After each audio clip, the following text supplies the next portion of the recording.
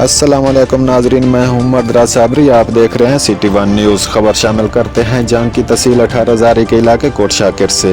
दरिया झेलम का हिफाजती बांध टूटने से कोट शाकिर शहर और उसके कई देहात ज़ेर आब आ गए। लोग अपनी मदद आप के तहत नकल मकानी करने पर मजबूर। सैलाबी पानी की वजह से सांप बिच्छू के काटने के हादसात मामूल बन गए। Kot Shakir rural health centre अस्पताल में सांप और बिच्छू काटने की दवाई नायाब हो गई। इस पर मजीद तफसीलात जानते हैं district reporter city one news जंग जमशेद इकबाल खोखर से, जो हमारे साथ टेलीफोन लाइन पर मौजूद हैं। जी जमशेद, आगाह कीजिएगा, क्या तफसीलात हैं आपके पास? जी बिल्कुल, कोट शाकिर शहर के मकाम पर दरिया झेलम का हिफाजती बांध टूटने से कोट शाकिर और इसके कई देहात ज़ेर आब आ गए। लोग अपनी मदद आपके तहत नकल मकानी करने पर मजबूर हैं।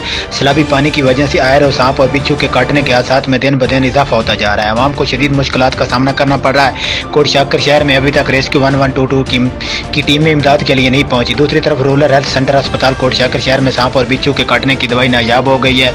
चारों तरफ से घिरी मुश्किलात में आवाम हुकूमती नुमाइंदगान पर फट पड़ी। जी।